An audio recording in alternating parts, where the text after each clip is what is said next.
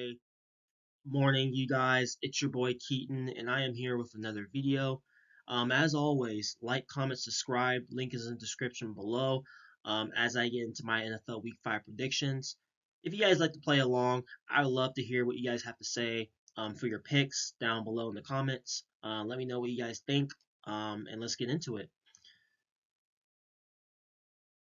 Teams on the bye this week: Seattle Seahawks, Cleveland Browns, Tampa Bay Buccaneers, and then Los Angeles Chargers. Last week went 10-6, which is a game worse than last week. It went 11-5 week prior. 10-6 is still good, decent, but I'm hoping for better. Overall, 37-26 throughout the season so far, so that's pretty good. I'm looking to improve on that and stuff like that.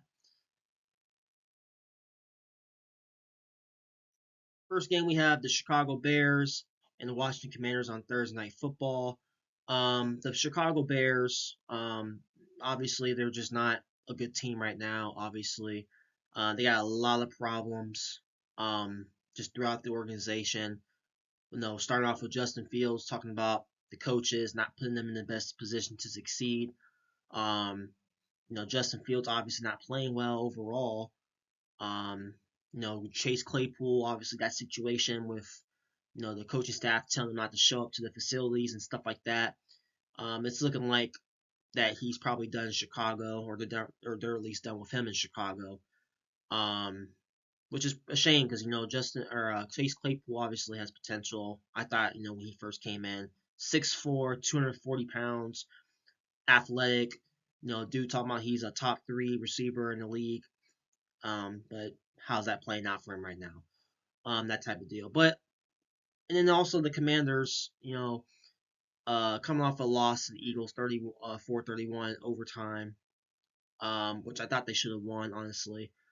Um, Commanders have honestly have surprised me a lot this season. I didn't really think they were a team that was going to be competitive in this division and this conference, but they proved me wrong so far. I mean, they're sitting right at 500.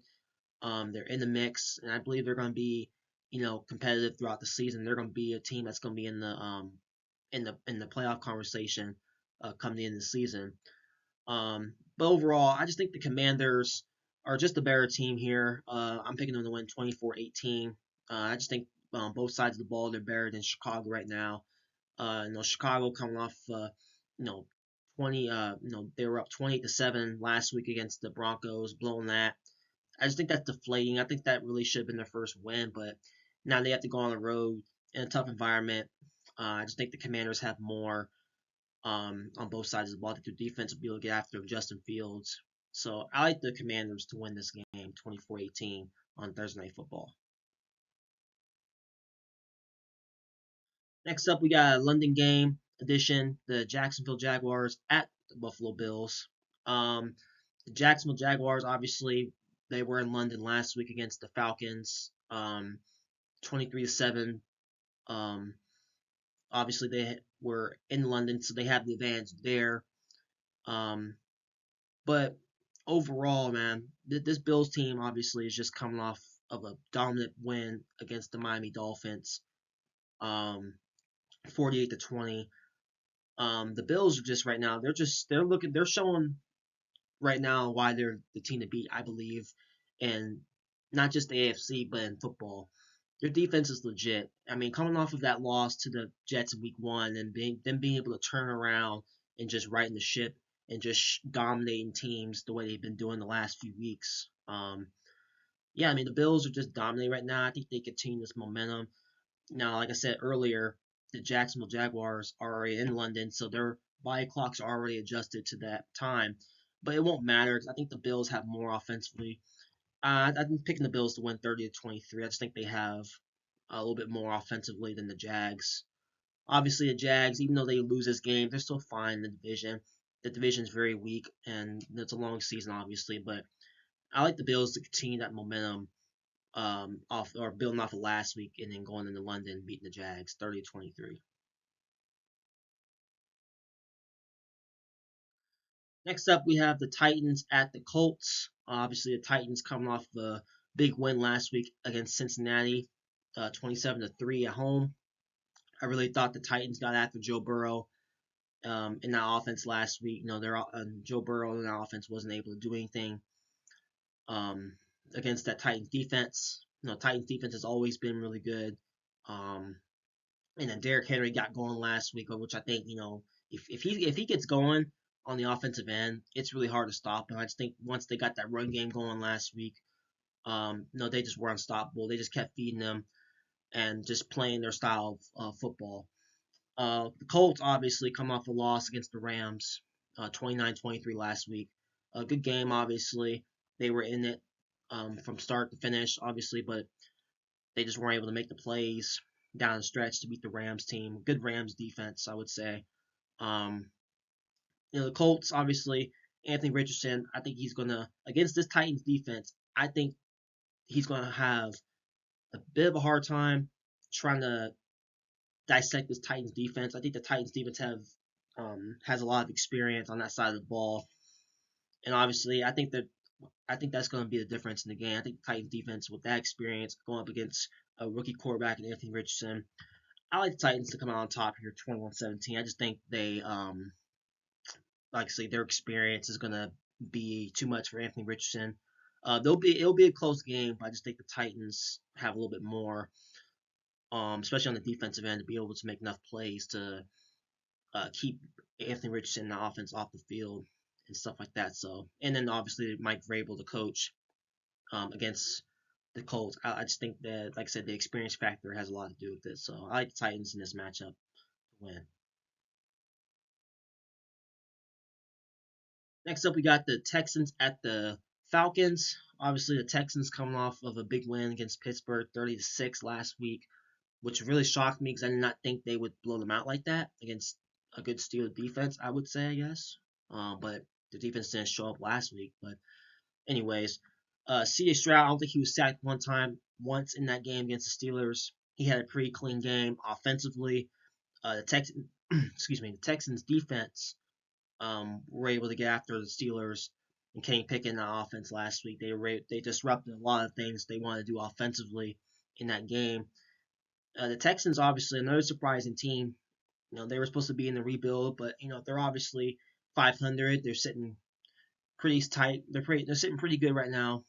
It's still a long season though, but they're off to the right start. I think there's something they can build upon, and they have a really good future ahead of them. And the Falcons obviously come off a loss to the Jacksonville Jaguars in London, 23-7 last week. Obviously, the Falcons, they're having so much problems right now offensively. I don't know what's going on with them. Um, the past few weeks they just have not been able to generate any sort of type of offense.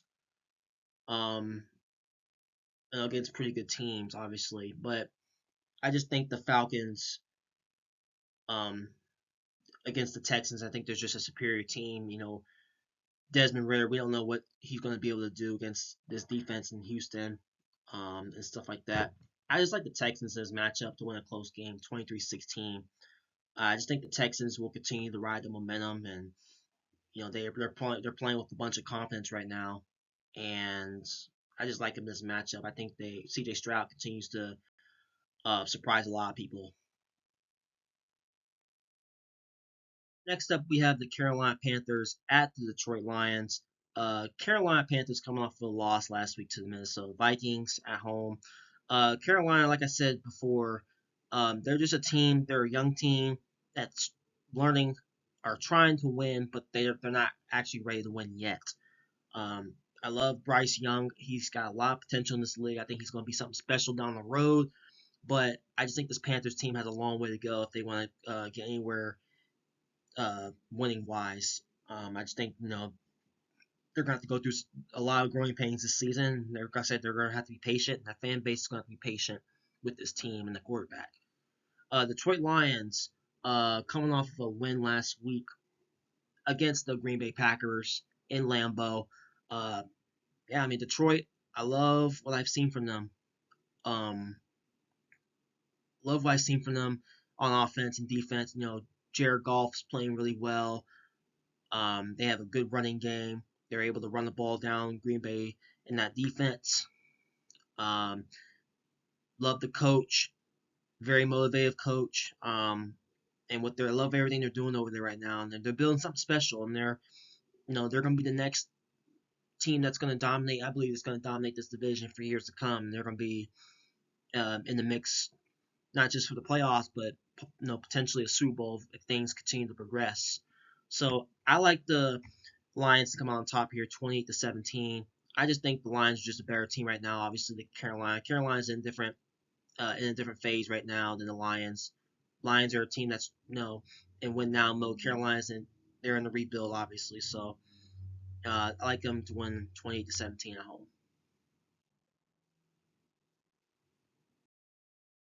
Next up, we have the New Orleans Saints at the New England Patriots. The Saints coming off a loss last week at home to Tampa Bay, 26-9. Uh, did not perform well on offense. I thought that game would have been a lot closer than what it was. Baker Mayfield and that offense were able to do what they want against the Saints defense, which I thought the defense would show up in that game. They obviously did not show up. Um, they know they didn't have Derek Carr in that game, but at the same time, I thought the Saints would have been a little bit more competitive in this game. The New England Patriots obviously losing badly at Dallas last week, 38-3. Yeah, I mean Mac Jones did not perform well at all. Um, I think he's not a lot to blame, but he has some of the blame. He did not play well. Very late on his reads, just wasn't aware. The awareness was very bad. He had two costly turnovers, the sack fumble, Dallas returned for a touchdown, and an interception. Him going to his right and then throwing across his body from one sideline to the other. Just terrible football by him. And then obviously the defense didn't play well at all. I mean, you could look at the Patriots right now in that game. No one played well. The coaches didn't play. I mean, Bill Belichick got out coached by Mike McCarthy. Defense got outplayed. Offense didn't do nothing. Um, so I mean, there's not much to say about that game. They just didn't show up, and they looked ill prepared. They did not look prepared at all against a good Dallas team. Um, but in this matchup, I think the Patriots are going to play with a little bit more desperation, knowing that Christian Gonzalez is out with an injury, probably out for the rest of the year, from what I heard, and then Matthew Judon, he's going to return later on in the year, but he's going to miss some time with an injury as well. I just think the Patriots are just a better team than the Saints right now. I think they're going to come out with a little bit more desperation, knowing that they can't fall to 1-4, especially in this tough division that they have to be in the race. I think the Patriots can get after, especially if Derek Carr. I don't know if he's playing or not, but I still think rather if he plays, I think the Patriots can get after the Saints offense defense, and then Mac Jones, if he continues to have a good game or have a better game than last week, I think Patriots come on top. They're gonna run that football a lot against the Saints defense. I think they have to establish the run, just stay true to themselves. So I like the Patriots in this matchup by 3 points. Next up, we have the Giants at the Dolphins. Obviously, the Giants coming off just a bad loss at home, Monday Night Football last week against the Seattle Seahawks. Um, yeah, I mean, Daniel Jones obviously has shown the reason why I don't think he deserves that contract that he got. Um, he's not living up to any expectations that I thought he would show this season, and I thought the rest of that fan base, which thought he was gonna do. He's just not showing up in these games. He just I know there's no Saquon Barkley there to save you guys, but at the same time, man, the Giants, I just thought they would be a little bit more competitive. I'm just not seeing it from them. Daniel Jones, obviously, just not playing great football. He threw that interception down in the red zone. Was very late on his read. The Seahawks defender was able to read that and pick it off, return for a touchdown. Just a deflating way to go out. So, and then the Dolphins, obviously, like I said earlier, them coming off a loss in Buffalo, 48-20, which shocked me because I thought that game would have been a high-scoring game. But Buffalo, like I said, showed the reason why I think they're the team to beat in the AFC. But the Dolphins are still right there with them, 3-1. We'll see what happens at the end of the year with the records, but between these two teams, obviously the Dolphins are a lot better than the Giants right now. on both sides of the ball. I think the Dolphins are going to come out very angry and take it out on the Giants. I'm going with the Dolphins to win 34-17. I just think they're a better team. Like I said, I don't think this will be much of a game. I think the Dolphins being at home after being on the road last week, and they're going to come out and they're going to take it. They're going to take it on the Giants. They'll pull away in the second half, I believe. It'll be close early, but I think they'll pull away 34-17 at home. Next up, we have a AFC North divisional matchup, probably one of the best matchups in football. We got the Baltimore Ravens at the Pittsburgh Steelers. Obviously, the Ravens coming off a win last week in Cleveland, 28-3. There was no Deshaun Watson in that game, but at the same time, the Ravens still executed on both sides of the ball. Their defense got after the Browns' offense, forcing turnovers, making life hard on that offense. Lamar Jackson does Lamar Jackson things. He was able to run up against that Browns defense with ease throughout the game. The Ravens offense looked fluid throughout the game. The coach, their coach, the coaches obviously outplayed the Browns coaches as well. So overall, the Ravens played pretty well coming off that loss the week prior to the Colts at home. So, and then the Steelers obviously coming off of a very bad loss in Houston. Like I said, the problems, like I've been saying throughout my other videos, the problems with this Steelers team is Matt Canada being the offensive coordinator still with the Steelers. How do you come out against the Raiders? You're all creative throughout the game offensively. Play a pretty clean game, pretty well game. You're able to run the football. You're able to mix it up and make it hard on that Raiders defense. You kept them on their heels throughout the game. So how do you come out and be creative against the Raiders, but then you come out last week and just lay an absolute egg at home to the Houston Texans, a team that I believe is upcoming. It's very upcoming. They're a team that's going to be a threat. I believe they're a few drafts away from being a serious team to no one wants to play. They're a few drafts away. So if you're the Steelers, how do you come out and just no sense of urgency in that game against the Texans? You couldn't establish the run game. You passed the ball more than you ran it. In my opinion, I think they overlooked the Texans. Because you don't come out against the Raiders on prime time the week prior, and then you get all creative offensively. You get after Jimmy Garoppolo in that offense the way they did, and you come out and you don't get not one sack on C.J. Stroud, a rookie quarterback. You don't get one sack on C.J. Stroud. You're the defense. This was the backbone. Your defense is supposed to be the best, better than your offense, and you don't show up against the Texans team, who is obviously not ready to win, but they came out with more competitive spirit than the Steelers did. But overall, like I said, I just wanted to get that out there because it just surprised me how well they played, and then they come out last week and they just didn't lay an absolute egg against the Houston Texans. There's no Kenny Pickett in this game. Obviously, Trubisky's going to be the starter, which you already know how I am about Trubisky. I like the Ravens to win 27-17. I just think they have a little more. Their defense is obviously better. They'll be able to get after Trubisky and that Steelers offense. I think the Ravens defense will make Pittsburgh one-dimensional, which that's pretty much what Pittsburgh's been all season. When they can't establish the run, and they're going to make them pass the ball 40, 50 times, or whatever the case might be. But I like the Ravens to come out on top by 10 points. I just think they're a much better football team right now than the Steelers. Next up, we have the Cincinnati Bengals at the Arizona Cardinals. Cincinnati coming off a loss last week down in Tennessee, 27-3. This is what I wanted to say about Joe Burrow. I know he got his contract and stuff like that, but there were reports talking about him sitting out a couple games because Joe Burrow does not look 100% right now. He does not, the way he's not moving at the same rate in the pocket. He looks hesitant. He's not getting the ball out in time. He's holding on to the ball too long, stuff like that. He should have been sitting out the last couple weeks, knowing that the injury that he's dealing with. Why not sit out a couple weeks to get better later on in the year. I rather have a healthy Joe Burrow later on in the season rather than throwing him out there knowing that he's not 100%.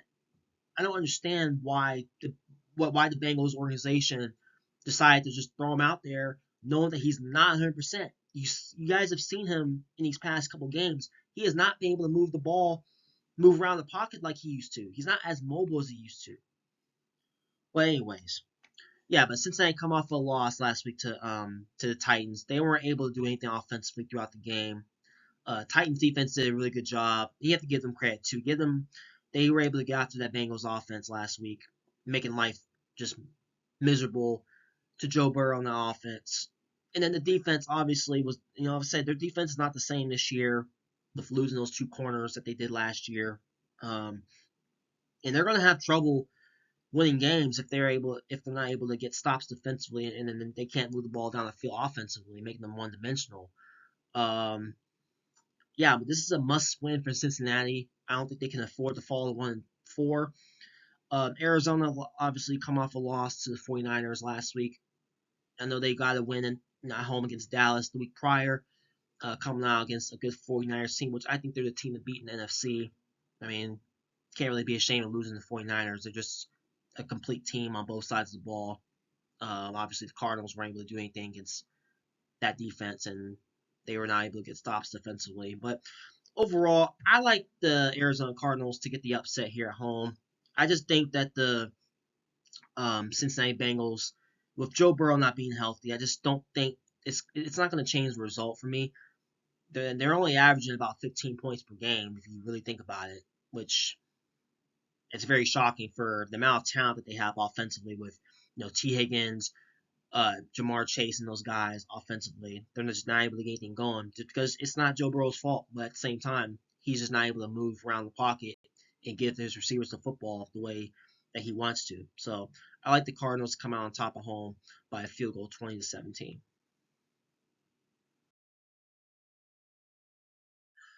Next up, we got a good game here. Philadelphia Eagles taking on the LA Rams. Eagles coming off of an overtime win against the Commanders, 34-31. Yeah, I mean, the Eagles, they're finding ways to win games, even if it's ugly, even if it's close games. A lot of people are talking about, well, the Eagles aren't as dominant, uh, with the wins. We thought they would be able to blow out some of these teams. At the same time, their defense is not the same as it was last year. The offense is starting to get going a little bit. They're able to put up points. It's just their defense is not as dominant as they were last year, which is I think that's the reason why they've been in these close games. I didn't think that game against the Commanders would have been close. I thought the Eagles would have been able to run away with that game, but I was wrong. Commanders obviously somehow, just like last year, they played them tough, went in there and beat them, and they played them tough again this year, and they almost won. So at the same time, that's just how it's been. The Rams obviously come off a win against the Colts. Not much to say about that. They were able to go in there and take care of business. Matthew Stafford had a pretty good game, and just their experience against a Colts team that obviously is up and coming against a rookie quarterback, stuff like that. But at the same time, like I said, the Eagles' defense is not the same this year. They're not as dominant.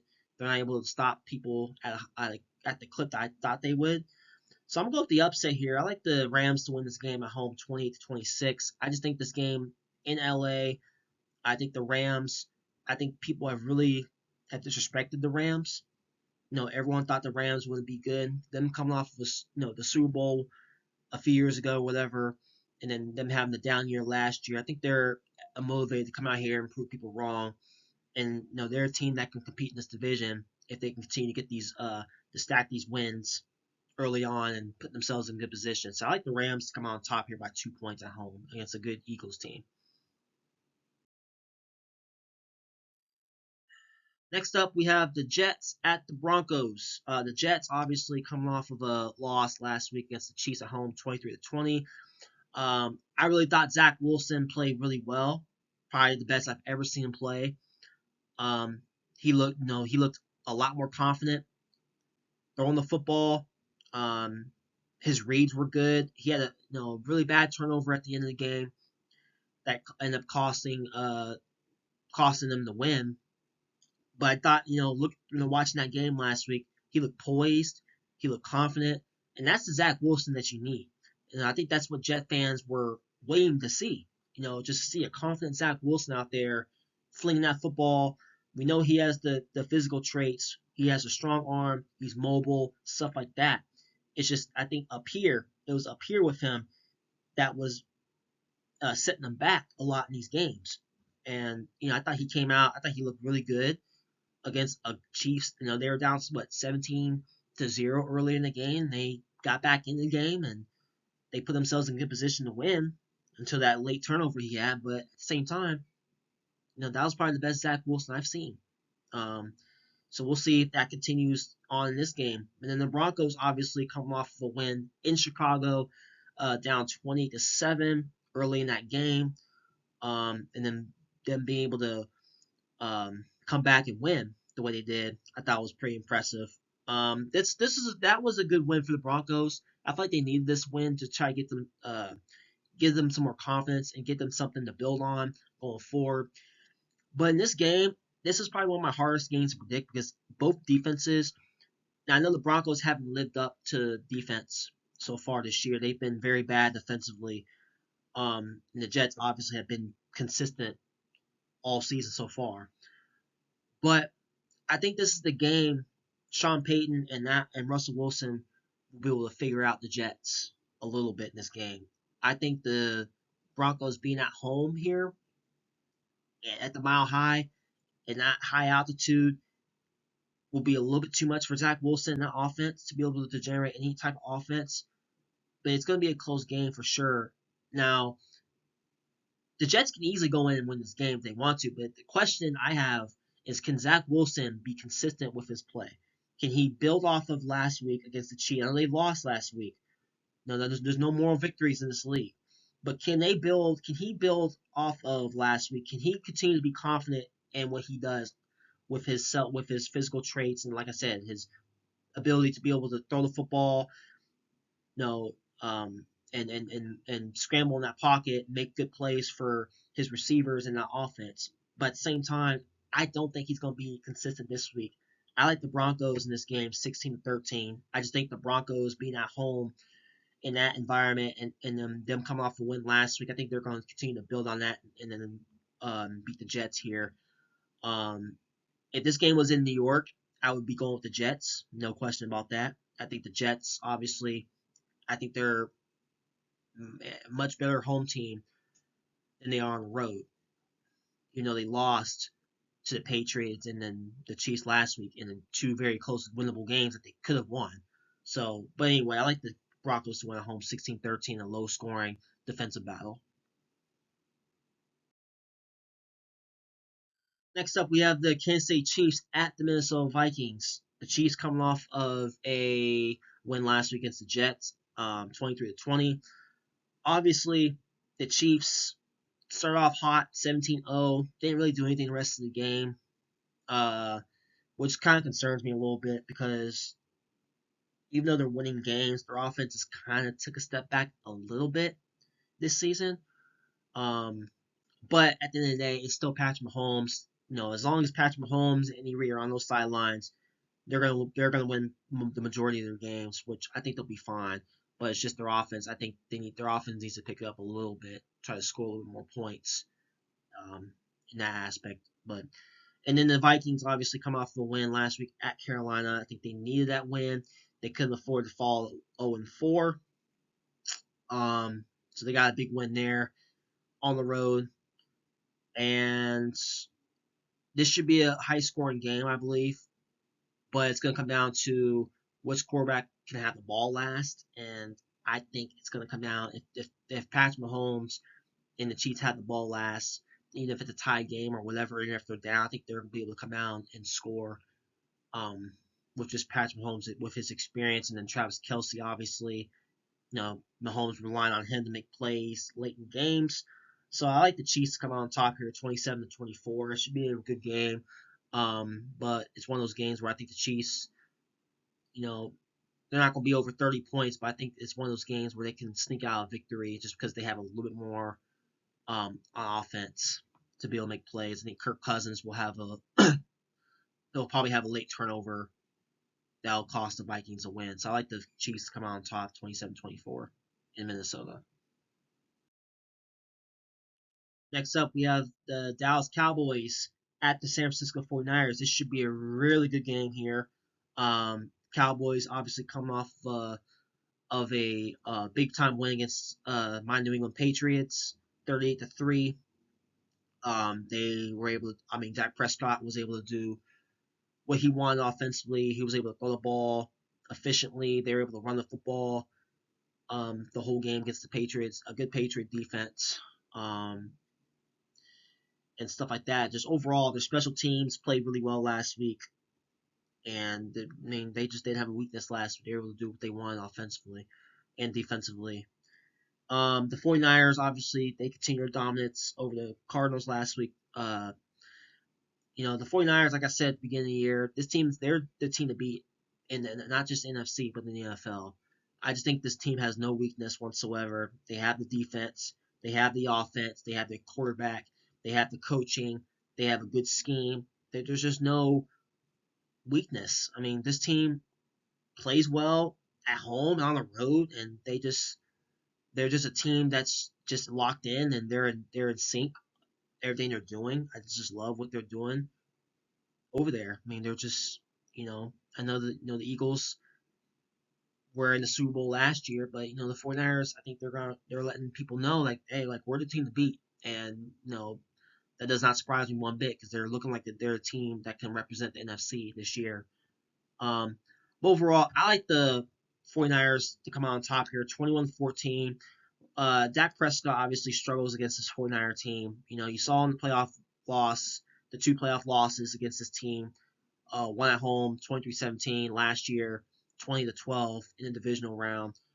Dak Prescott somehow just cannot figure out this 49ers defense, and I think the 49ers defense, obviously, they're going to continue to dominate over this team. They're going to have a game plan that's going to slow down Dak Prescott in the offense.